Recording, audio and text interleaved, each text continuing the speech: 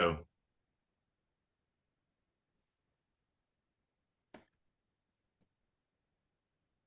welcome, welcome, welcome in, everyone. Welcome to Care Concierge with Care Patrol, where education is the heart of everything we do. We appreciate you joining us on another beautiful day the Lord has made. And we have a great topic ahead of you today. As you know, many of you who've been with us before, we're accredited by the Alabama Board of Social Work, and we're also accredited by the Alabama Board of Nursing to provide 1.0 contact hour for today's material. And today's topic is a somewhat new topic for us, and we have a new presenter, Bob Cornelius of the Cornelius and Talley Law Firm, who will be presenting on Medicaid Waiver.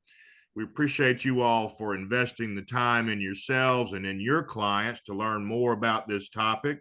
As you may know, those of you who've been with us in the past, we use an online evaluation tool called SurveyMonkey in order to award you this 1.0 contact hour. Nurses will actually post your hour for you on the ABN website. Everyone who completes the evaluation by 9:30 tonight will receive a certificate in the email showing your participation and showing that you were awarded 1.0 contact hour for today's information.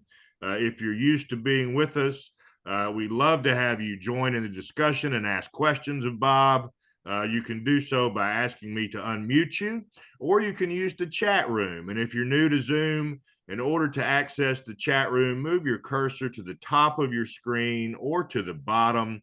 A black bar will appear. We'll have the word chat on it. Click on that and add your question and your observations and your outcomes to those that we'll be discussing. We'd love to have you join in with us. Those of you who are getting in now to us, I want to read out to you the evaluation tool link. The evaluation link is https://www.surveymonkey.com/r/ all uppercase letters here, LWYSHR8.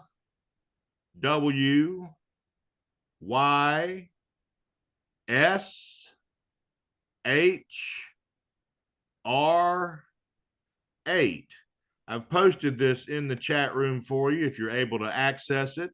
And we, again, love to have discussion. So please do ask any questions that come to mind in the chat room. I'll interrupt Bob Talley and, Bob Cornelius and ask him your questions, or you can ask me to unmute your mic. So without further ado, and we're happy to welcome Bob Cornelius. And Bob and his firm are the lawyers that other lawyers call when they have difficult Medicaid questions, and particularly those around Medicaid waiver, which is the topic for today. So Bob, thank you so much for being here, and I'll let you share with us your wisdom and experience. Well, thank you for having me. It's much appreciated. We're based out of Birmingham, Alabama, but we do cover the biggest portion of the state. I know we've been down toward as far down as Dothan on one side, and I know we've been up at Tri-Cities and as far as Huntsville. But we're located in Birmingham, and we're an elder law and special needs firm. The way I explain that is you're either born with a special need, you have an accident in your adolescence, or the Lord blesses you and you age to be a special need. And if we have a situation where someone needs some help, there is some things out there that you can address and try to get some help from. Medicaid waiver is just one of those pieces.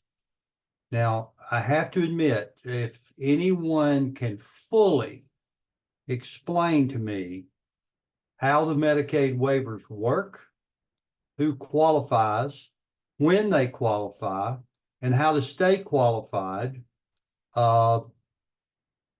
they need to be given this presentation, because I'm going to admit up front, every day I have some new twist that I thought would work that doesn't work. And it's almost a trial and error to figure it out. But the number one thing you need to be aware of is when it says, the name says it all, Medicaid. Your client or your person that you're trying to get on a waiver, and it doesn't matter which waiver it is, they have to be enrolled in Medicaid in some form. Okay. Now, if you're on Medicaid, you're eligible to apply for these. Now, who qualifies? That's number one. Who actually qualifies for the waiver? If you're on Medicaid, you qualify. Okay, that's bottom line. First incidence, you have an income requirement, and you have an asset requirement. Income requirement is if you got an income. Okay, now that income goes above 28,000 a year. Excuse me, 28,000. Guys, I can't talk today. $2,800 per month. That would require a Miller Trust, or what's commonly called a Qualified Income Trust, or QIT. I'm sure most of you are familiar with that in some form or another. That just assures that money goes to directly to Medicaid at their death. But once you've got all this in place and they qualify, it's knowing where to go to fill out the application. Now, if you have a disabled person from birth that has, went through the schooling system, the education system, and they need to be followed by the state mental health in the different regions around the state. I'm in Region 5 here in Jefferson County. Region 1, I think, is up toward Gadsden, but there's 6 of the regions around the state.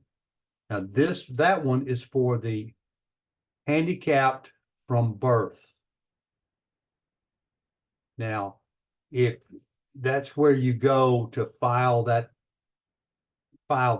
There's a toll-free number that you can call, and somebody gets on a waiting list. Very hard to get on this thing because the waiting list is so long. However, as the criticality of the person increases, they move up that waiting list. Now, that one would be your intellectually disabled waiver, or your ID waiver, as you would refer to it. You usually don't get on those until they turn 19 years of age or older. And at that point, once you get on it, various avenues you can take off of that. There's a stay-at-home waiver. There's a work waiver, like going to a day program. There's transportation. There's multiple areas in that, but that's on your ID waiver. Now, there's a new waiver that it's being tested right now in 2 counties in the state. It's called a community-based waiver that may be implemented in the future statewide. It may not be. We don't know yet. But if you're already on an ID waiver, it doesn't replace it. It just, anyone new joining will be on that. Then you have your elderly and disabled waiver. And that waiver, again, you still got to meet all the Medicaid requirements. And that is, you can be disabled, you can be elderly. Like I said, elderly is a matter of definition. You just got to show that you need the services, that you're on Medicaid, and they're going to look at it on a make sense basis. Okay. Someone's got a lot of money that can hire their own caregiver. Chances are you're going to have a hard time getting on. Okay. If they live in a $300,000, $400,000, $500,000 house, we may have a hard time getting on it. But once you get on it, you can have, I think it's up to 40 hours a week of a paid caregiver coming into the home. And that's for the person that, they really don't want to go to a nursing home. They're not that bad yet, but it's a close call. Okay. Because once you moved into the skilled nursing arena, or going that route, your waivers are all out of not applicable anyway. Okay. Because you've got a completely separate section of Medicaid that says long-term care. So just because you're on Medicaid on one side doesn't mean you automatically qualify for long-term care in the long run. Okay. Now you've also got what's called an ACT waiver, and I'm just referring to some notes so y'all know when I'm looking away. There's a Alabama Community Transition Waiver, or called ACT. I've never known anybody that needed to use that. Okay. Just maybe it's just me, maybe it's just my practice. You guys might enlighten me on that more than I know. So the real thing is you've got to know where to go and what waiver you're going after. I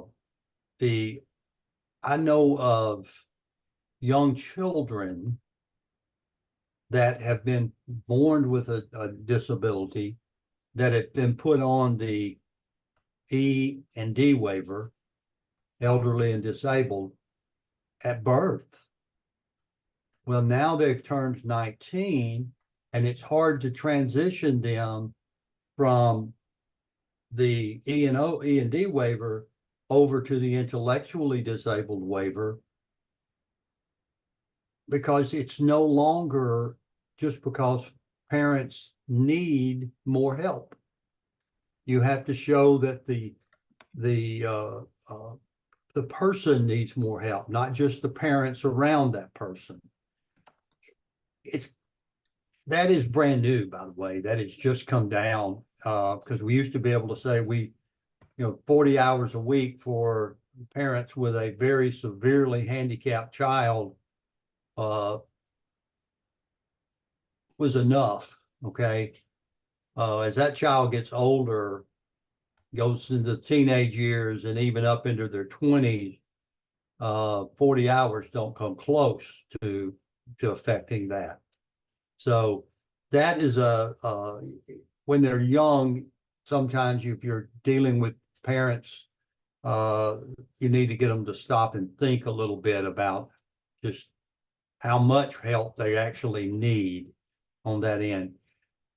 But this entire section here of the law of the what's going on changes almost monthly.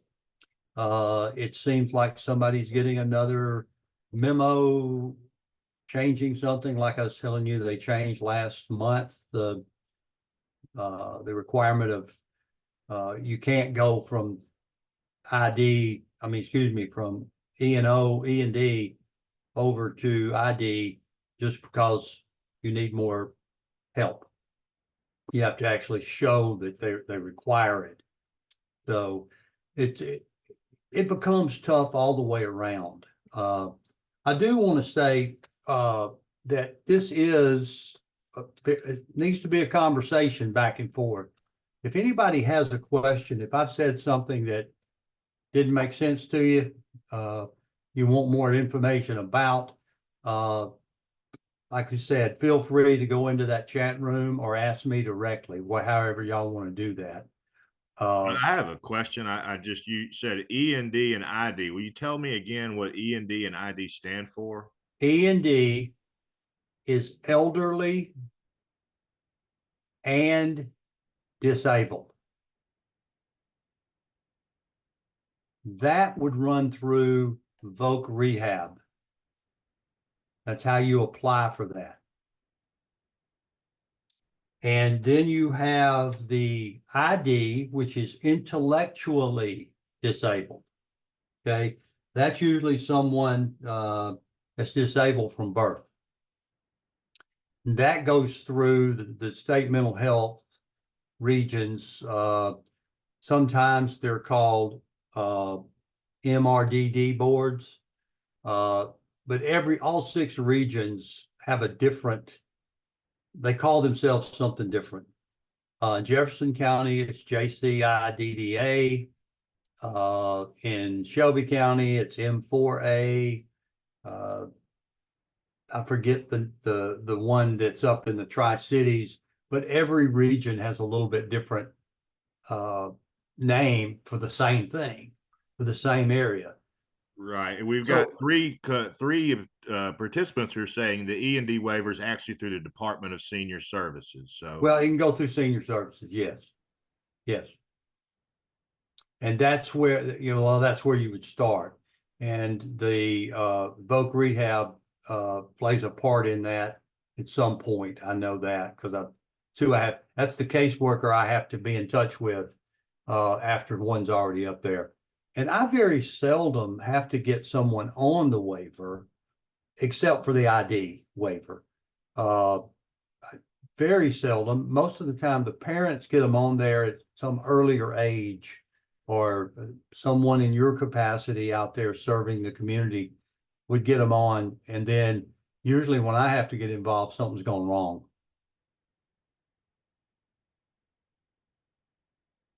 Okay.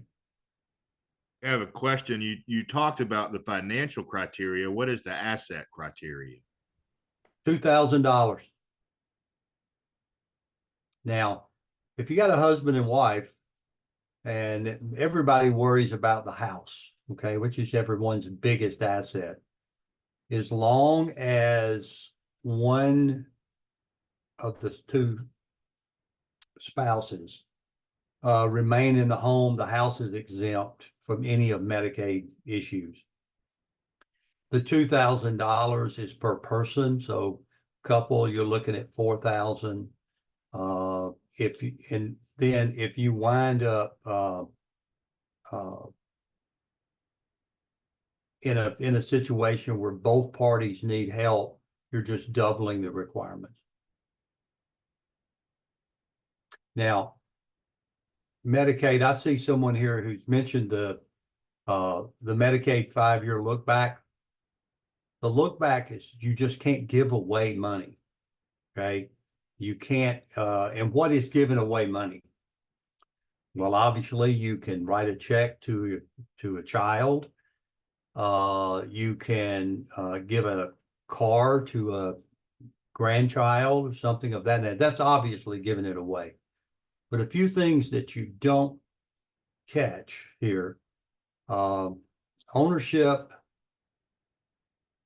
and being the owner and the beneficiary of a life insurance policy that might happen to be on your spouse or your child. If you reassign that and give up your beneficiary and then have to apply for a Medicaid, yes, that has been determined to be a penalty by Medicaid. We have some questions. 2,800 in income, 2,000 in assets, and a 5-year look back. Is that correct? Is it similar from state to state? And then another question is, once both spouses pass away, does the asset then belong to Medicaid? Okay, that's about a couple of things in one. Let's go back to the 2,800 in income. Anything below 2,800, you just simply have to keep it in a a checking account and pay it to whatever the nursing home. But you can't have over that 2,800 without opening a trust. Okay, that's a QIT trust. Now, yeah, the income limit is 2829. So I'm rounding numbers, guys. If you have the 5-year look back period, some of the things that we get caught in that 5-year look back period, especially a car. Okay. I have seen grandmother give a graduating senior going off to college and write them a $5,000 check to help pay for college. If that grandmother has to go into a nursing home within 5 years, that's a penalty. Now, Sorry, we've got someone on. Could you please mute your mics if you're I'm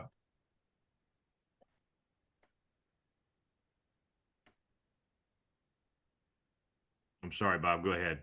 that's okay. However, if that grandmother had written that check directly to the university to hold and use on the grandchild's behalf, it's not a penalty. So you've got a lot of things. A lot of people want to add a child to their warranty deed. That is giving away assets. Okay. So if you're dealing with the Medicaid, just the straight Medicaid qualification side of things, it's always better to see if you can find those things ahead of time that might show a penalty. When we get off of this, I'm going to a hospital to visit with someone who we see a lot of money movement in the checking accounts, but we don't know why or where it went or what to. Okay. So we have to dig deeper in that and find those out.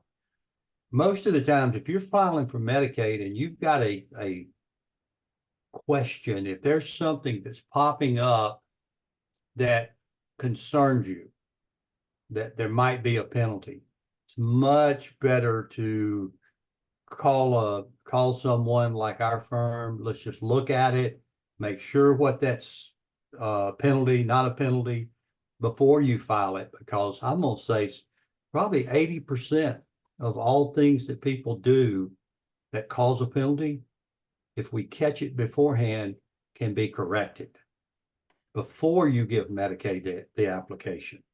If you can do that before they get the application, they never knew it. They don't know it. So that's an easy part. And like I said, every case out there, I'm giving general terms here because every case is a little bit different from the next, no matter what. I mean, I wind up talking to senior citizens agencies. I wind up talking to Voc Rehab. I wind up talking to the state. I wind up talking to all kinds of folks, including the caseworkers out there. Adult. We have some more questions. What if another relative besides a spouse lives in the house? Is the house at risk of being taken away by Medicaid waiver? Well, first of all, Medicaid don't want the house, guys. Believe me when I say that. They really don't. If a person is living with, if a child or a sister of someone moves in with an elderly person and they live there for 2 years and they make that residence their home for 2 years, and that could be shown by driver's license, address, they've completely changed their address, they've changed their bank account to that address, so forth. If they're there for 2 years, the house is exempt until the second party passes. Okay. If a elderly person has a mentally handicapped child or physically handicapped child that lives with them, house is exempt. If the spouse is alive, the house is exempt until the spouse, especially until they move out, okay? Or handicapped child until they move out. Once they move out, the house comes back into play if it's still in the name of the person needing Medicaid.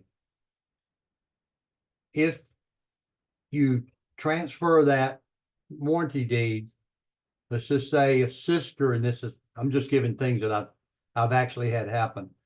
Sister moves in with her older sister who's needing some help. She makes it 2 years. We apply for Medicaid, that house is out of the question. If the sister that moves in with the older sister actually puts the younger sister on the warranty deed, she's given away half of her asset. Now the 5-year look back kicks in. And I apologize. I was hoping to have my Medicaid specialist in here on a call with us today, and she's had to take off for something. She left the office right before this started. But you're always better to check that before you give that application. Once you file that application, it's filed, Medicaid knows it, they're going to scrutinize it. If they catch something that they think is not correct, they're going to scrutinize it to the nth degree. We have a new question from Ashley Talbert. I've always been told that individuals who are applying for Medicaid Waiver E&D services cannot set up a QIT in order to qualify for services. I was told that a QIT was only acceptable to qualify for institutional benefits. Has this changed over the past few years? I don't know if it's changed over the past 2 years or how they did it in the past, but reading the current regs, it shows that it could be done. If you're the kicker, the change here, where you're looking at is what are you setting it up for? What are you actually applying for? E&D waiver, all that's going to do is move your income into the QIT, okay, or Miller Trust. And out of that money has to be spent back over here on certain things, like if you were in a institutionalized setting, it has to be paid back over to the nursing home. If you're on the E&D waiver, it's going to have to be used strictly for whatever's happening over here. If you're bringing something in, you're hiring something different. There's always a question there, guys. Okay, I don't know how to say that any different. I'm groping for an explanation of something that's actually happened over the years. But according to the regs, it can be done. Just might be tricky.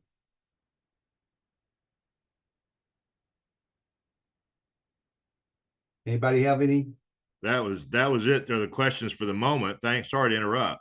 That's okay. I'm going to scroll back up these questions and look and see if there's anything that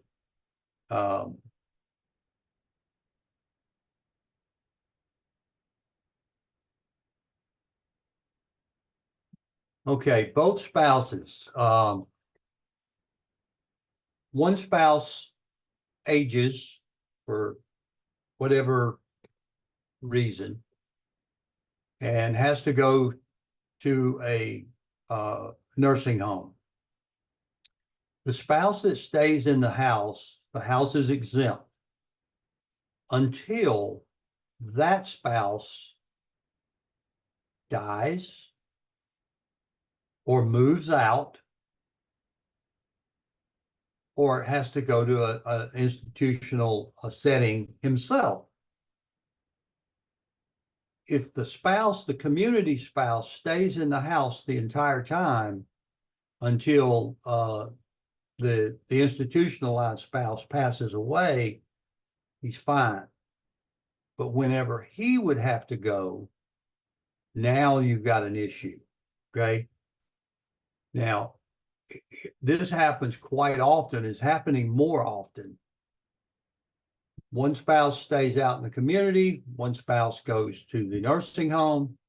Then all of a sudden, this one spouse wants to downsize their living environment, sell the house, move over here to a garden home or to a condo or something else, or move into a independent retirement setting, like something like you would have at Danbury or Kurtwood by the River is local for us, where you'd have a retirement apartment, then you'd be in a facility. All those trigger issues that have to happen with a house. If the house comes into play, you have to put the house up for sale. When you put it up for sale and show that listing agreement to Medicaid, Medicaid attaches a lien on the house. They don't take the house, they just attach a lien to it. Once that lien is attached, whenever that house is sold, that lien has to be paid off.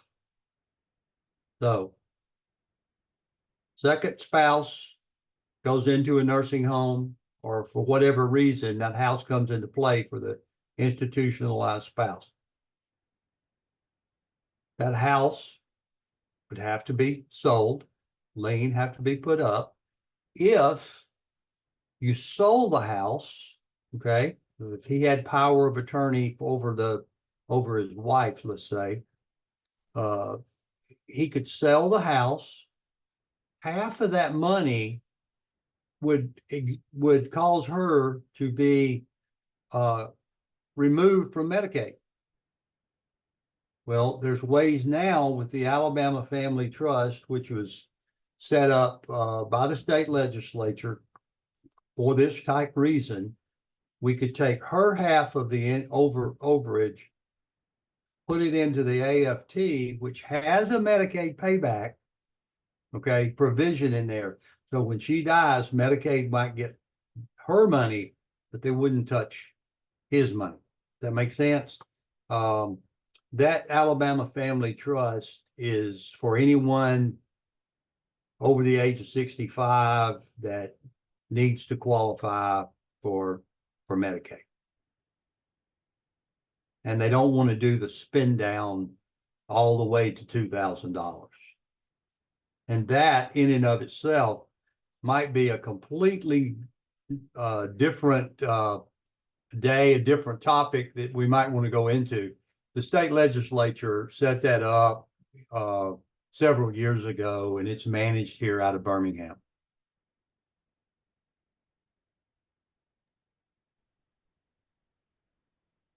Anything else? No other questions at the moment. No. I do want to emphasize that this is such a changing world.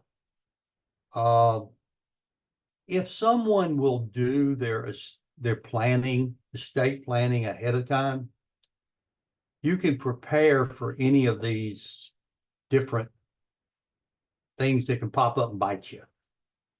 You can actually arrange your estate to where you don't really even have a probate estate. The probate estate, if a husband and wife both draw up wills, where I call them I love you wills, where you're leaving everything to each other and then to the children. If the first one to pass, there's no probate estate. Everything's belonged by the other spouse. It's the second to die. So it doesn't matter which one, the second of that marriage to pass is when that will has to be probated. Now, if someone doesn't have a will, it's called they've died intestate, and it goes according to your distributions go according to state law, and it's laid out very plainly who gets what, but there's no choices in there. There's nobody gonna say, well, Daddy always told me I could have that 1957 Chevrolet that he's always prided himself with. Well, nope, it don't go that way. I don't care what Daddy said. It's going by according to state law. Now, a power of attorney dies with the person. Okay, so if someone has one spouse that's given another spouse power of attorney, once the spouse dies, that power of attorney is void at that moment, so it can't be used for anything else. Seen a lot of people try to use that power of attorney for something else. And speaking of that, if we're getting into the estate planning side, a lot of people think that a trust would solve everything.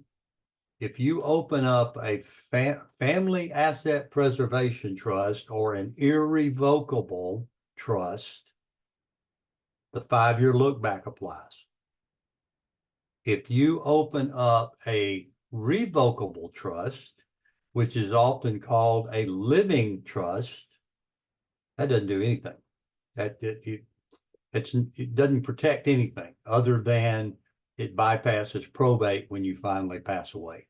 Okay, it's still subject to lawsuits. It's still subject to Medicaid attachments. It's still subject to all of that. So we don't use revocable trusts very much. And if you're drawing up a asset protection trust, they need to do it way ahead of time and let the 5 years run before it protects anything. So everybody should have a will, a power of attorney for finances, a living will with a healthcare directive named, and we've got a new power of attorney that we've started writing called a healthcare power of attorney. A lot of attorneys used to write those into the healthcare, try to write it into the durable power. That's one of the things that one of the ways COVID affected our world is we separated those because we had so many hospitals and doctors questioning, could they use that? And by the time it went through legal departments and their lawyers and hospitals staff, patients could pass. So we wrote the healthcare power of attorney that's just for healthcare. Doesn't have anything to do with end of life. It just means the person can't, person that's giving the healthcare power, they can't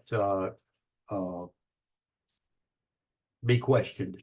Okay, they get the person that has the power can talk to doctors, make decisions, even sign off for surgeries, all of that kind of stuff. Haley just walked in the room, guys. I know that she can be seen. Hey. I'm going to ask her a question that popped up a while ago. Okay. Have you ever known a person trying to get an E&D waiver?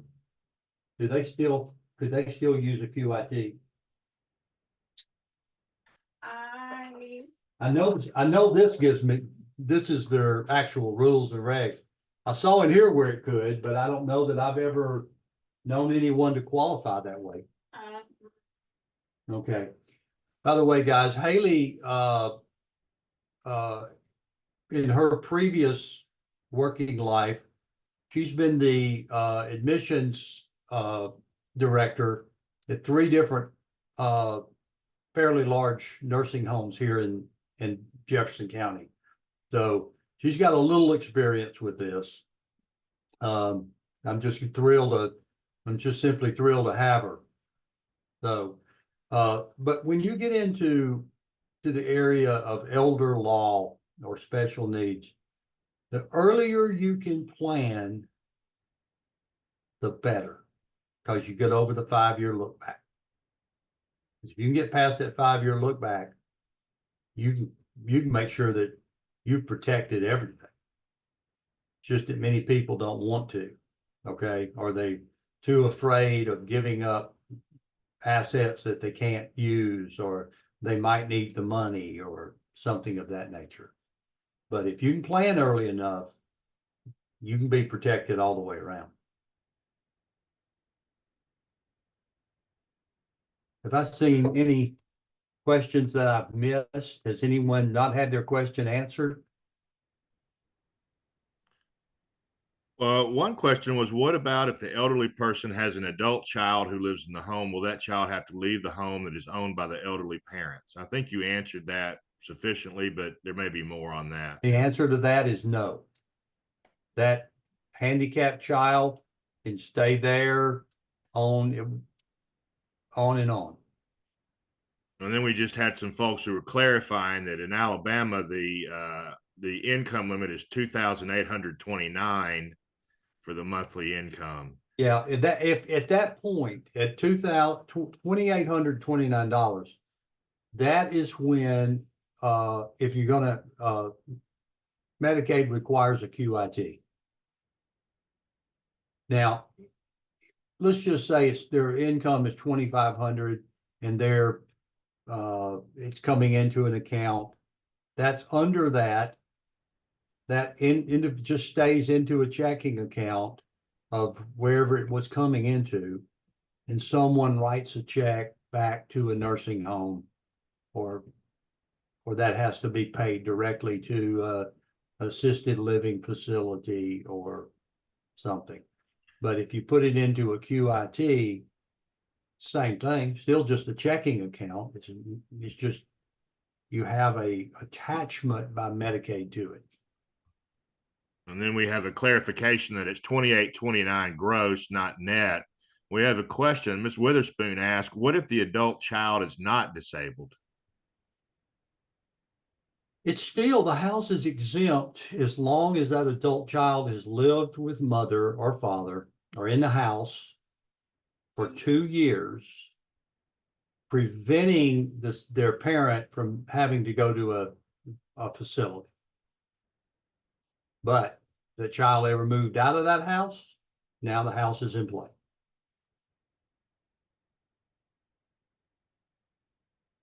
And then we had a question, what if once both spouses die, does the house then go to Medicaid?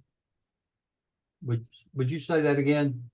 Once both spouses pass away, does the asset then belong to Medicaid?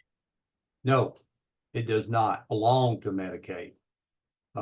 If they had a will, it passes through the will. The only way to change property in the state is through a will, unless it's by operation of law, which means joint tenants of right, common or joint tenants with rights of survivorship. And if I need to differentiate those two things, let me know. Some people have questions there, but the house only has a lien on it. I've had one grandparent leave a 100-acre farm. Okay. When he had to go to a nursing home, Medicaid put a lien on that $100,000. He passed away. House goes through probate. Son takes the house subject to the lien. But the lien is capped when he died. In other words, so he only owes Medicaid maybe $20,000. He got an option. He could pay the $20,000 and remove the lien, or he could just hold the house in his name subject to the lien. And I've had that person that inherited the house, I've seen them pass away unexpectedly, leaving it to a grandson or granddaughter, I can't remember. Or maybe it was joint, but they owned the small farm subject to the lien. They can pay it off at any time they want to. They could go out and take a second mortgage on the property, or a mortgage on the property for that amount, and pay the lien off and get Medicaid out of the question. But or they could just continue to hold that piece of property subject to the lien of Medicaid. But whenever that property sold, ever how far down the line it remains, when it's sold, they can't get a good closing until Medicaid is paid off. Okay, so just to be clear, subject to the lien means you can own it still. You don't have to surrender it to Medicaid. That's correct. Okay. And then Nakasha Clay has a question, I guess. So I have a mother, she says, who is 73 and has retirement and a pension. I'm her only child and she's single. What could we do now to protect her finances in the event she needs to apply for Medicaid down the road? Okay, this is where everybody this is where everybody's at. That's the most common question that I get day in and day out. You got to gamble. How healthy is mom? Okay. If mom is really a really vibrant, healthy 72-year-old, you could take the warranty deed on the house. You could add your name to the warranty deed as joint tenants with rights of survivorship. You could get on each bank account moved into your name if you wanted to, or part of it, or just the majority of it over here moved into a trust, your name, whatever. As long as you make it 5 years, you're good. But that's a gamble. Okay. If mom is not in good health, there's nothing you can do, okay, until you get there. Now, right before she's really got to go to that skilled nursing, at that point, we can take mom's assets, and even if you had to sell the house, okay, I've said a while ago, a couple of things you can do there, but you could sell the house, all assets liquidated, moved into that trust, that Alabama Family Trust I was referring to. That would immediately make her eligible if we did that. And we'd look at her income at that point. If her income is less than the 2829, you just continue to write that check over to the nursing home. So that's your income requirement. If it's over the 28 to 29, you have to open the QIT so that Medicaid has a lien to it. But if you do that, move everything into the Alabama Family Trust, that has a payback provision, and it really only gives you an opportunity to protect some of her money, i.e., pass the money down to heirs upon mom's death. It's still a maybe, because Medicaid has a lien to it. Mom goes into a nursing home and lives 6 months, and you put in $400,000, you'll get some back. Mom lives 10 years in a nursing home, you might not get anything back. And the nursing home wants everybody to private pay, which means they want their $8,000, $9,000, $10,000 a month on the front end. Okay. You will use that money up, and when it's gone, it's gone. Okay. At that point, she qualifies for Medicaid. If you use the family trust to qualify for Medicaid, okay, Medicaid is a set amount of money per month that they pay that nursing home that's $2,000 or $3,000 under the private pay amount. So that buildup over here with Medicaid is not as great as it would be if you were private paying. That's a little complicated. I know anybody has questions on how that worked need to check into that. And we have a new question. What if a parent is on one of my bank accounts, in quotations, for emergency purposes? Is this considered part of their assets income? Yes, sure is. And here's another danger there. What if that you put a parent on your savings account, and that parent has a car wreck? Now your assets are subject to court proceedings.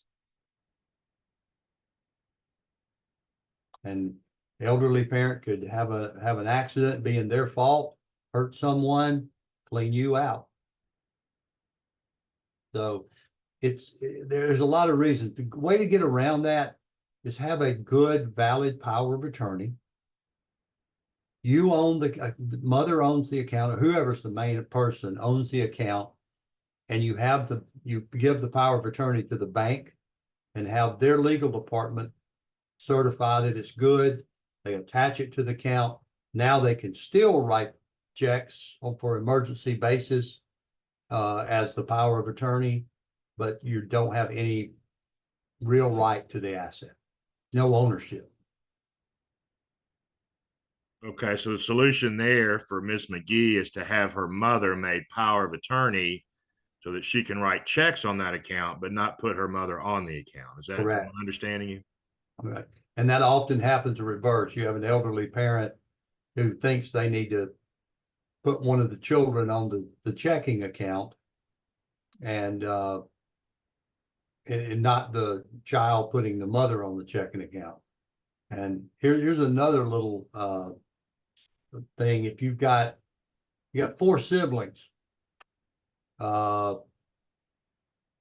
dies, mama runs down and puts one of the siblings on the checking account so she'd be able to write checks in the event she couldn't write checks.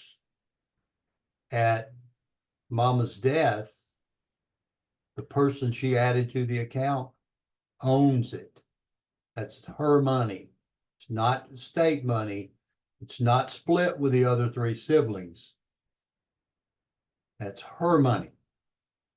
Now, she can give the other 3 siblings their share, and that's not a problem. You can give money away as long as you're not about to go to a nursing home, because that 5-year look back is going to bite you at that point. But you're making joint ownership. No matter who you're putting down there, the unexpected happens, the unlikely happens, then you've got to remember that account would be 100% owned by that joint party.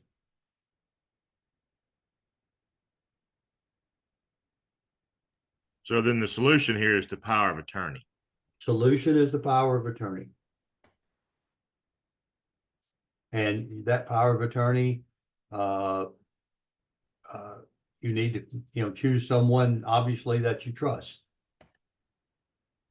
Because at that point, they can do anything they want to once you've issued it. And you can have a springing power of attorney that would spring into action if you were determined to be incompetent or disabled or in any way. In other words, in some event, it springs into action. Most power of attorneys are just durable powers, and they're effective the date it's signed.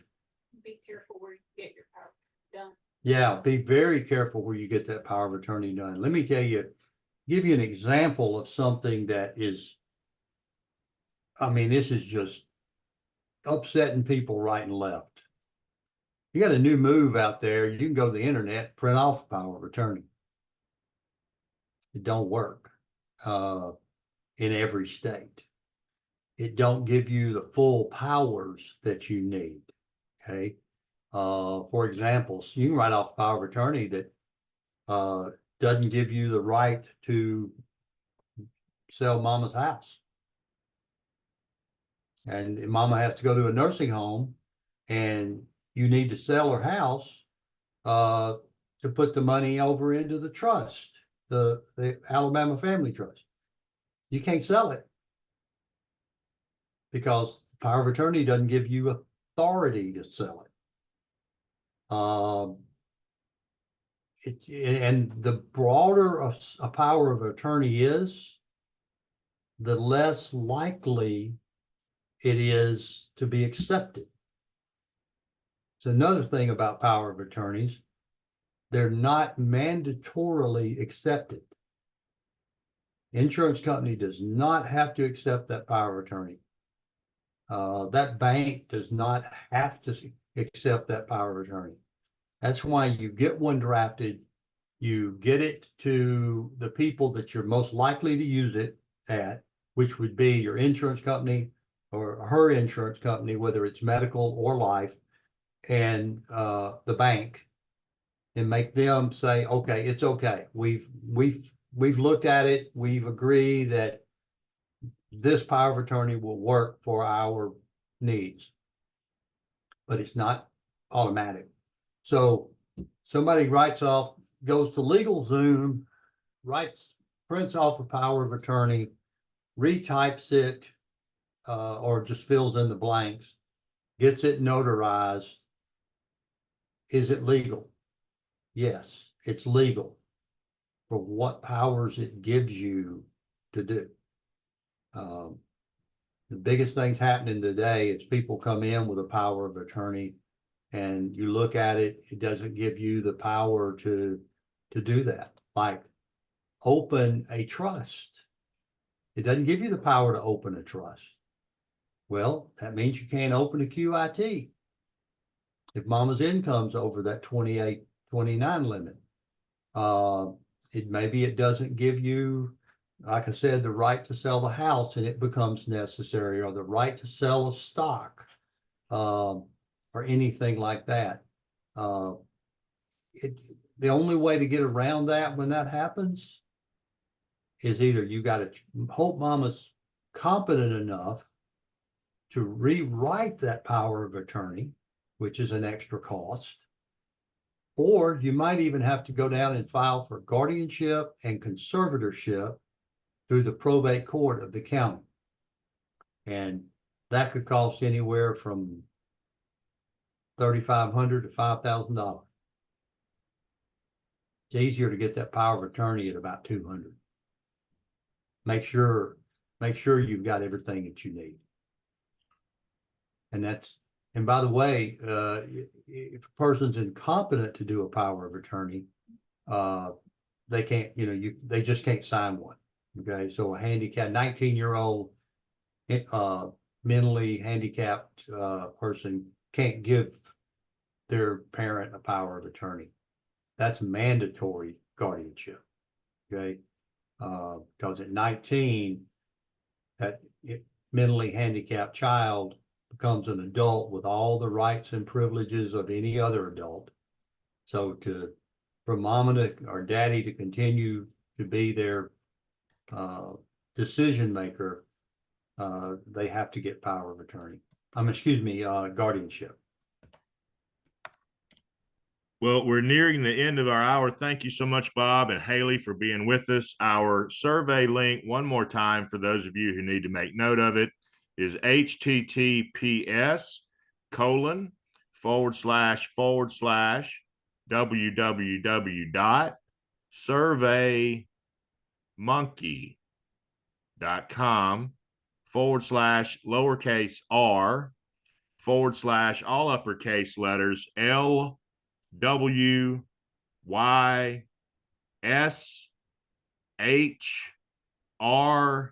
It is password protected. The password is waiver with a capital W, capital WAIVER, and I've posted that in the chat room for you. Thank you, Bob, for taking time to be with us today and for all the Thank information. you. I've really enjoyed it, and I hope I answered some questions. But one last thing that I wanted to make sure: when do you call? When do you ask for help? That's simply as soon as you suspect it. Just phone calls are cheap; they're not charged for, and it's better to ask a question ahead of time and prevent that mistake. But it's doesn't always happen. But and anybody that anybody wants to call, it's like I said, telephone calls we don't charge for. Okay, in any way, just check before you move. And I'll include Just a your question. emails on the email with the certificate. Remember, you must do the certificate by 9:30 tonight. It is password protected. The password is waiver with a capital W. We thank you all for being here. Thank you, Bob and Haley, and I hope to have you back on with us again soon. Super. Thank you. I would love to. Y'all have a great day and a great week.